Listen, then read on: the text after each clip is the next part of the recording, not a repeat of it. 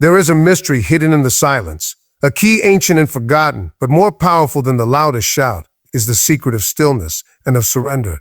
In the world of noise, endless chatter, scrolling, shouting, arguing, the soul grows deaf. But heaven does not shout, heaven whispers. Do you not know? Have you not heard? The prophets found revelation not in the whirlwind, not in the fire, not in the earthquake, but in the still small voice. And so I speak to you now, not as one who has mastered the silence, but as one who has heard its call. The call to wait, to withdraw, to cease striving, for in that holy quiet, something happens. The storm within begins to calm. The soul aligns. And what is meant to come begins its journey toward you. You see, the olive tree does not strive to bear fruit. The rivers do not struggle to flow. The lilies do not toil, yet even Solomon in all his glory was not clothed like one of them.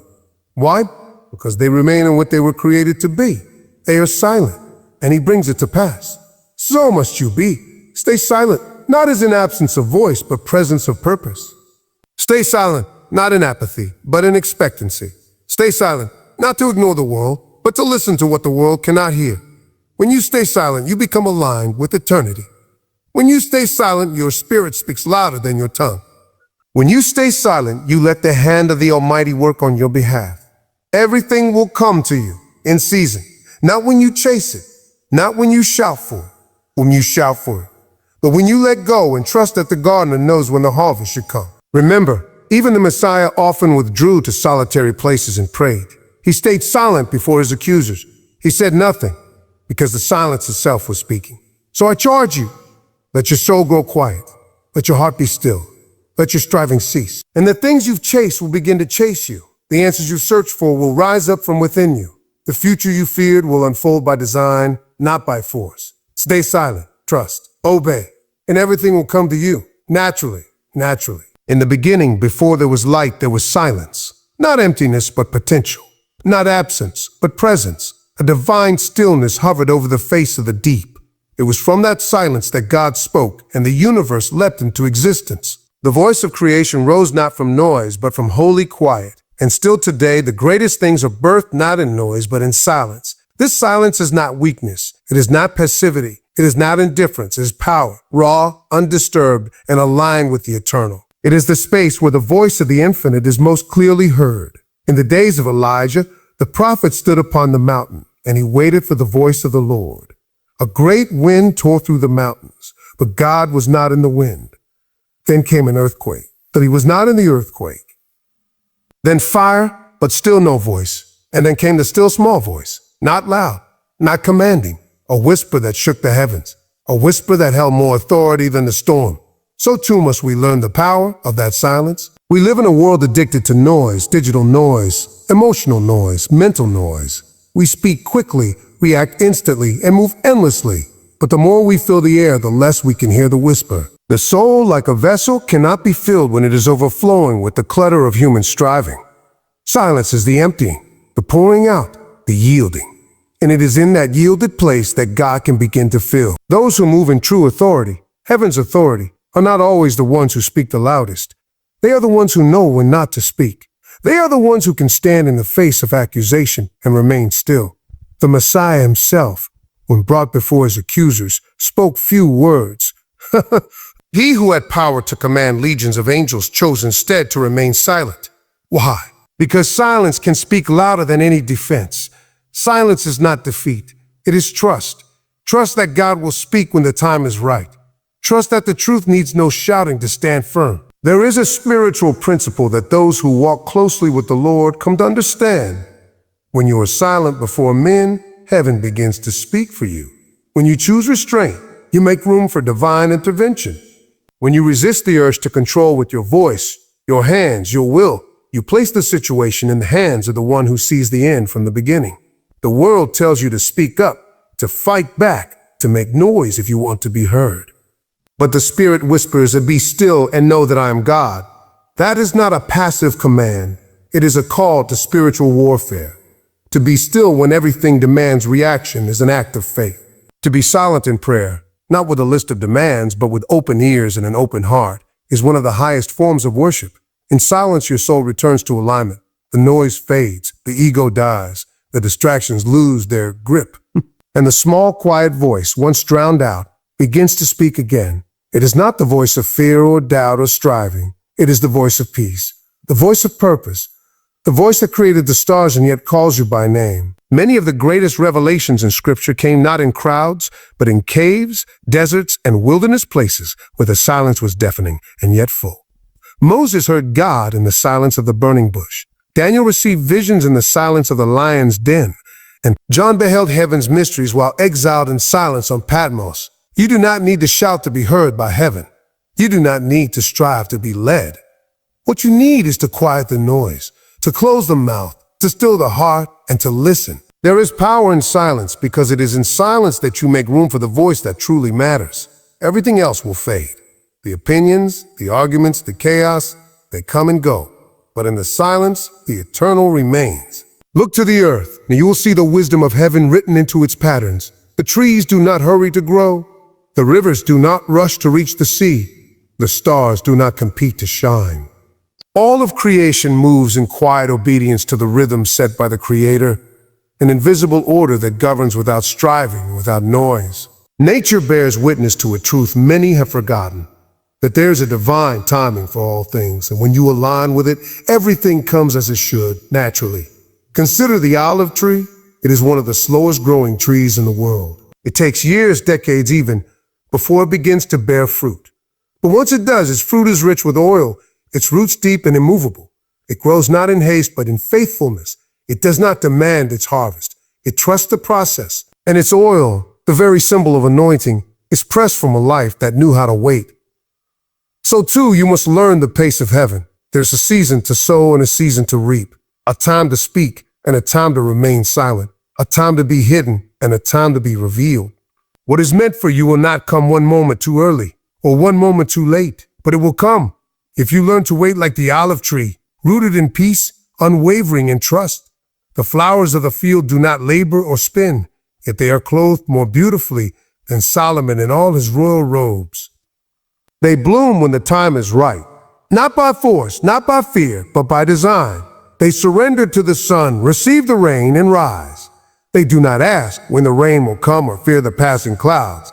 They simply trust that what they need will be given, and so it is. The same Creator who commands the lilies to bloom and the sparrows to eat has written your days too. But while nature listens and obeys, man often resists. He pushes, he pulls, he hurries, he demands, and in doing so, he steps outside the flow. He plants seeds and expects instant fruit. He prays but does not wait. He dreams but does not yield. Yet the heavens are not rushed and the earth is not anxious. If creation itself follows divine timing, how much more should you, who are made in his image?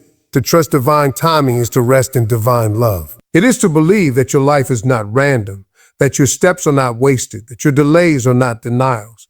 The seed planted today does not sprout tomorrow. It lies hidden in the earth, broken open in the dark, watered by unseen hands. So it is with your calling, your purpose. Your breakthrough would break through to you, man. It begins in silence. It grows where no one sees, and it will rise in due season. There's no need to rush what God is shaping. What is forced often breaks. What is waited for is strong. So learn from the trees, the rivers, the stars. Learn from the way creation surrenders to its maker. And as you do, you will begin to live not in fear, but in rhythm, with heaven, with purpose, with peace. Wait as the olive tree waits. Bloom as the lilies bloom. Trust as the rivers flow. For what is yours will come, not through striving, but through alignment. Not through noise, but through surrender. And when it comes, it will not feel like something you conquered. It will feel like something that has always been there, is a hidden cost to striving. It is not always measured in time or energy, but in what it robs from the soul. Striving is the language of a restless heart, the movement of a mind that believes it must earn what has already been appointed. It is the noise that drowns the whisper of peace, the force that disrupts the flow of grace. When you strive, you step out of the rhythm of heaven and into the burden of self. The river does not strive to reach the sea. It simply flows. It follows the course carved out for it by the hand of its maker. It moves with ease, not because there is no resistance, but because it yields. It bends around the stones. It deepens where needed. It does not fight the journey. It becomes part of it. And because it flows, it gets there. When you strive, When you force things to happen on your terms and in your time, you interrupt the natural path laid out for you. What is meant to be simple becomes complicated. What could arrive gently must now be dragged in. And even when the result appears, it does not satisfy, because the blessing, when forced, loses its purity. We often believe striving shows strength, that it proves determination. But in truth, striving is often a mask for fear. Fear that what is meant for you won't come. Fear that silence means absence. Fear that waiting means losing.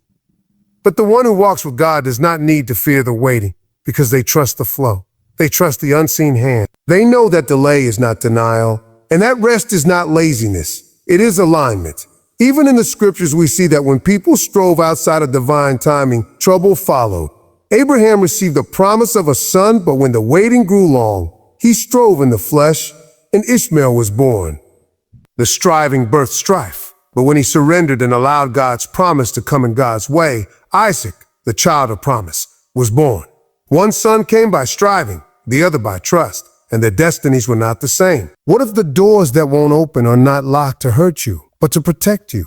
What if the detours are not distractions, but divine redirections? What if your striving is the very thing that is blocking the blessing? Let go. Let the blessing find you. To strive is to say, it depends on me. To surrender is to say, it's in his hands. And in that surrender, a new kind of strength is found, not in the noise of effort, but in the quiet of confidence. A strength that does not wear you down, but lifts you up. A strength that waits with purpose and rests with faith. You were never meant to force your way through life. You were meant to flow. You were created not to chase what is already yours by covenant. You were meant to receive. And receiving doesn't come by striving. It comes by stillness. This does not mean you do nothing. It means you do what is yours to do and release what is not. You sow the seed, but you do not open the heavens. You take the step, but you do not carry the mountain. That is not your role. That is his. There is peace in knowing that what is aligned with your purpose will not pass you by. You do not need to wrestle it down. You only need to be ready when it arrives.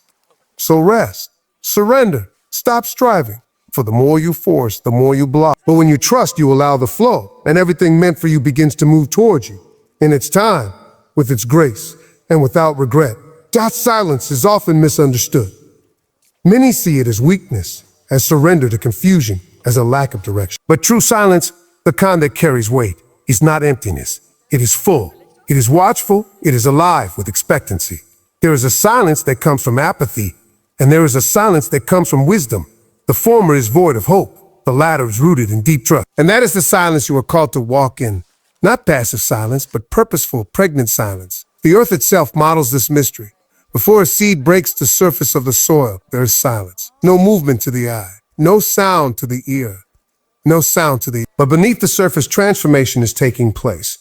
The outer shell is breaking, the roots are reaching, life is beginning. Yet to the one watching above, it appears as if nothing is happening. But something is happening. Something essential. Something sacred. So it is with the soul. Soul, you may be in a season where you hear nothing, see nothing, feel nothing. But don't be deceived. Expectant silence is not stagnation. It is a posture, a choice, a stance that says, I believe even when I see no evidence. I wait even when nothing stirs. It is the silence of a woman who knows she carries life, though her body has not yet revealed it. It is the silence of a warrior before the battle cry. It is the stillness of the priest before the offering is given.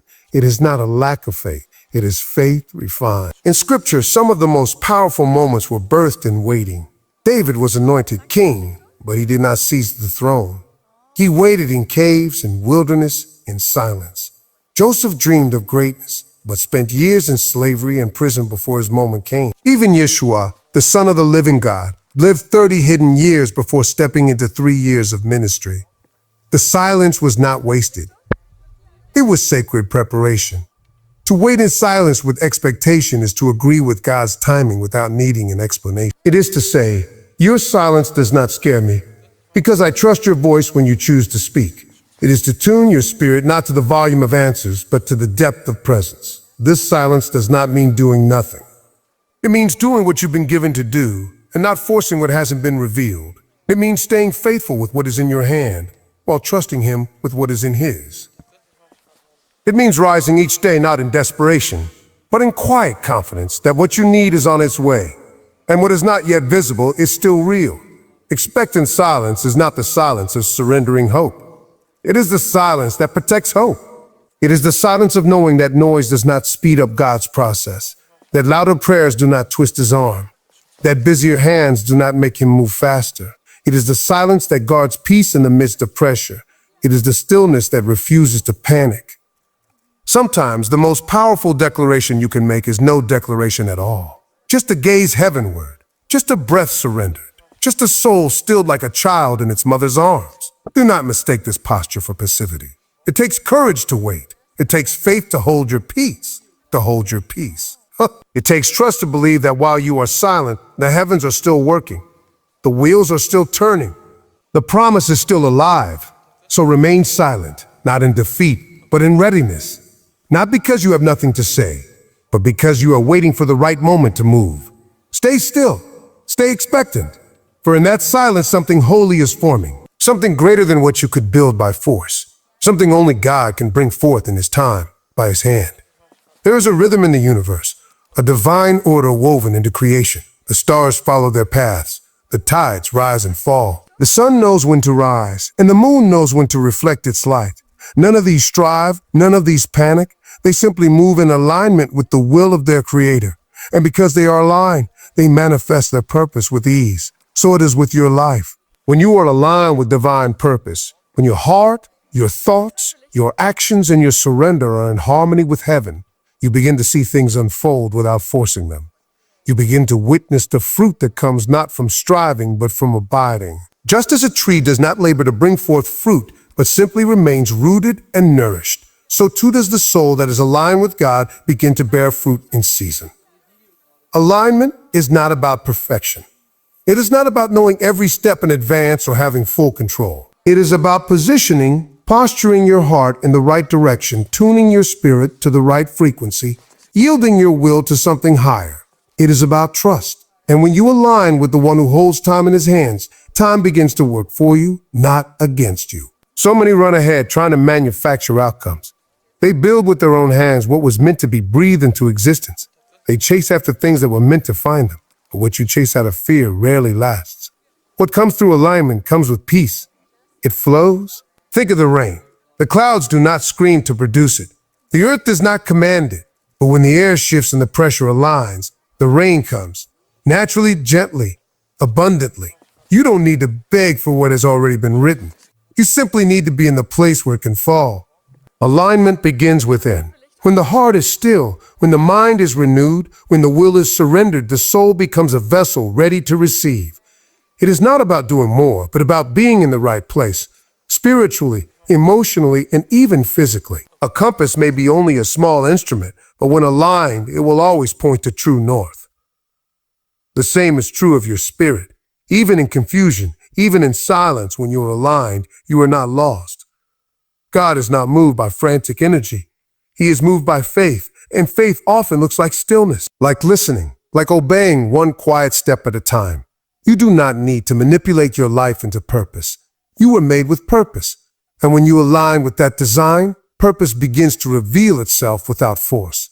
Many pray for open doors, but walk toward the wrong walls. They ask for favor, but position themselves outside the flow of obedience. But when you align with his word, when you walk according to what he has already revealed, the doors begin to open on their own. The favor begins to find you. The peace, the provision, the people, the opportunity, it comes. Not all at once, not always how you expected, but with divine precision. So check the alignment of your life. Are you walking in truth? Are your actions matching your prayers? Is your heart open or anxious? Is your spirit surrendered or still grasping? When alignment comes, manifestation follows, not forced but fulfilled. Not manipulated, but natural. And you will know the difference by the peace it carries. What comes through alignment does not add sorrow. It does not exhaust the soul. It does not exhaust the soul. It multiplies joy, confirms direction, and brings glory not to self, but to the one who orchestrated it all. There is no greater example of divine restraint, holy silence, and surrendered power than the Messiah. He walked the earth with all authority, yet he never used it for self-promotion. He spoke the world into existence, yet often chose silence in the face of insult. He could calm storms, raise the dead, and command legions of angels. Yet he submitted to human weakness and suffering. He who had every right to respond, to prove, to dominate, often chose instead to wait, to withdraw, to speak nothing. In that silence we see strength. In that restraint we see majesty. When accused before Pilate, he remained silent. When mocked by the crowds, he did not retaliate. When nailed to the cross, he did not call for vengeance. Why? Because he was not moved by the pressure of men, but by the will of his Father. He was not led by emotion, but by mission. And so his silence was not defeat. It was victory dressed in humility. The world teaches you to defend yourself, to prove your worth, to answer every accusation. But the Messiah teaches something higher. That silence can be louder than speech, and surrender can be more powerful than resistance. He didn't speak to defend himself because the truth did not need to be defended. It simply needed to be fulfilled. In the Garden of Gethsemane, he could have run. He could have hidden. He could have called upon heaven to consume his enemies. But instead, he chose to remain. He chose the path of submission, of stillness, of quiet obedience. And because he did, salvation was birthed for all humanity. We often believe that to be powerful is to be heard, to be seen, to make our presence felt. But the Messiah showed us that true power often hides itself, that it doesn't need a platform or applause, that the most powerful moments often happen in secret places, on a mountainside in prayer, in a garden under olive trees, on a hill between two thieves. He lived 30 years in obscurity. No miracles, no messages, no crowds, just faithfulness, just quiet obedience. And when the time came, he stepped into his calling not with noise, but with purpose. And even then, he withdrew often to lonely places. He didn't chase crowds. He didn't seek influence. He sought intimacy with the Father. And from that alignment, everything else flowed. How different this is from what we are taught. We are told to hurry, to market, to push forward. But the Messiah waited for the Father's timing. He didn't step out before it was time, and he didn't hold back when it was. His life was in rhythm with heaven. And because of that, even his silence carried weight. When we are wrong, we want to fight. When we are questioned, we want to answer. When we are overlooked, we want to be seen. But if the Messiah could stay silent before Pilate, can we not stay silent before God? Can we not stay silent before God? If he could endure the cross without speaking against his accusers, can we not trust God with our reputation? There is a sacredness to silence when it is chosen out of trust. When you know who you are and whose you are, you don't need to prove anything. You simply need to remain, just as he did. And when you walk that path, not with self-glorification, but with surrender, you begin to experience the same authority that flowed through him. Not the authority of loudness or control, but of peace in the storm, stillness in the trial, clarity in the chaos. The Messiah's power was not in his ability to speak, but in his ability to not speak when silence glorified God more than words ever could. He didn't need to respond to every challenge because his life was the response. He didn't chase validation because he was already beloved by the Father. And so are you. Walk in that example. When the world shouts, you don't have to. When life feels out of control, you can rest. When the path ahead is unclear, you can be still. Because the one who walked in perfect silence now walks with you. And when you trust as he trusted, wait as he waited, and surrendered, everything that is meant for you will come in its time, in its fullness, and in peace.